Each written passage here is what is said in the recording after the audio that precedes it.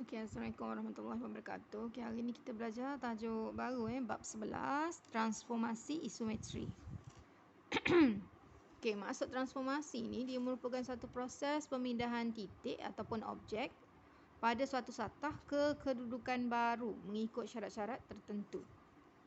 Ini transformasi. Dipindahkan suatu benda ke kedudukan baru. Contohnya pen cikgu kat sini.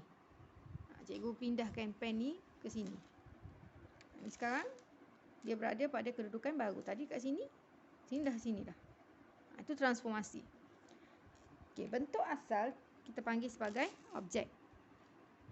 Bentuk asal ni kita panggil sebagai objek. Bentuk pada kedudukan baru tu kita panggil dia sebagai image. Bentuk asal kita panggil dia objek. Bentuk yang kedudukan baru tu pula kita panggil dia sebagai image.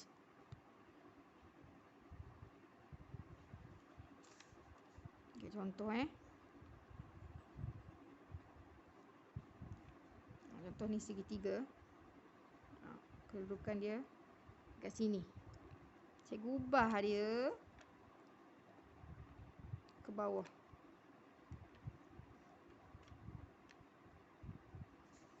Ni objek. Ini merupakan objek.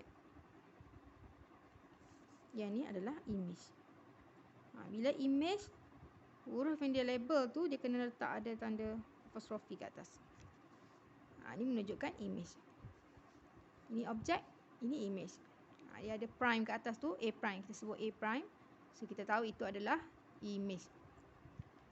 Okay, ni merupakan transformasi. Kenapa transformasi? Bentuk tak berubah.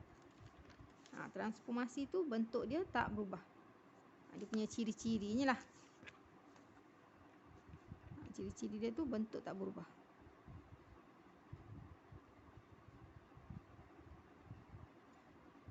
Bentuk berubah, tak berubah. ini merupakan transformasi dah ni. Transformasi. Okay, kalau cikgu lukis macam ni. Okay, kalau cikgu lukis macam ni. Dari sini ke sini. Okay, first kali kita tengok bentuk lah. Sama ke bentuk ni? Sama ke tidak? Tak sama. Tak sama bentuk. So, jadi yang ni bukan transformasi.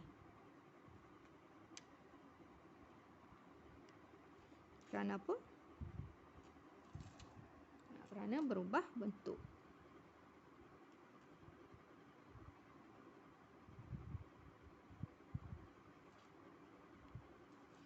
Kerana berubah rupa bentuk. Ingat transformasi. Transformasi itu merupakan kita pindah suatu objek ke kedudukan baru dengan kita tak ubah dia punya bentuk, rupa bentuk dia.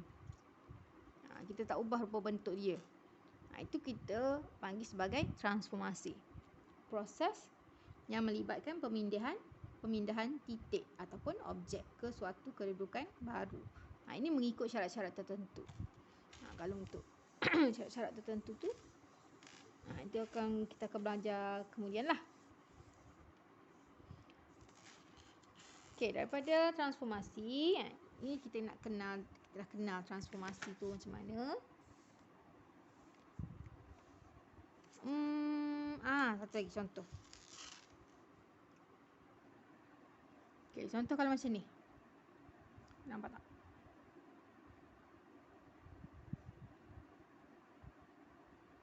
Okay, B ke D. Ni anak panah ni menunjukkan ini objek, ini image. Okay, adakah ini transformasi? Pertama kita cek bentuk. Bentuk sama tak?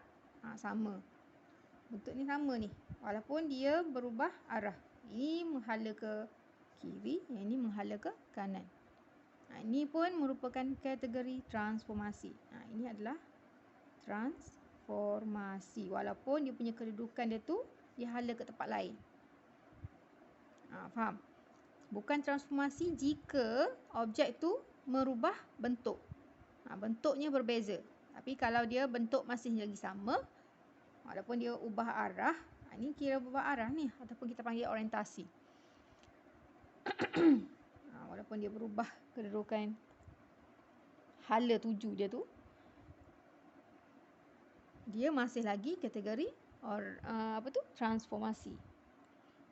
Okey, boleh. Tu yang pertama kita guna ajar berkenaan dengan kita nak kenal transformasi. Okey, yang kedua, cikgu masuk tajuk yang kedua adalah kongruen. Okey, kekongruenan. Kongruen ni apa? Apa itu kongruen? Kongruen, dua objek adalah kongruen jika kedua-duanya mempunyai bentuk dan saiz yang sama tanpa mengira orientasi pergerakannya. Faham tak ayat tu? Okey, ni masuk kongruen. Sekali lagi cikgu ulang balik. Kongruen ni dua objek adalah kongruen jika kedua-duanya mempunyai bentuk dan saiz yang sama tanpa mengambil kira orientasi pergerakannya. Itu maksudnya kalau kita kata kongruen.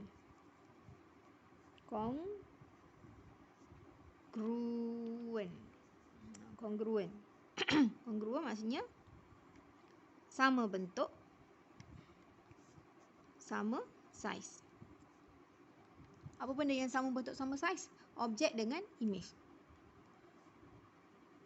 Objek dengan imej ataupun padanan yang dia padan itulah pasangan yang dia tanya tu. Dia mesti sama bentuk dengan sama saiz. Kalau sama bentuk sama saiz, jadi kedua-dua objek tu kita panggil sebagai kongruen lah. Boleh. Orientasi pergerakannya. Orientasi ni apa? Apa itu orientasi?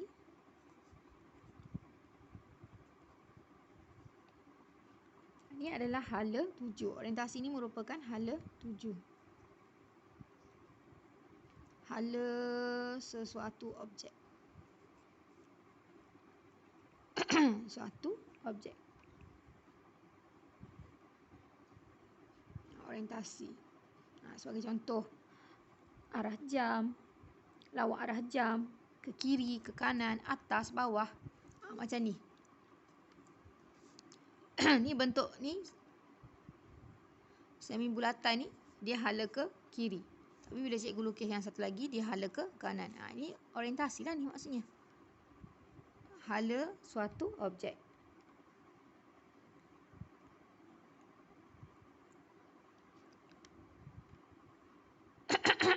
Okay, kita tengok contoh.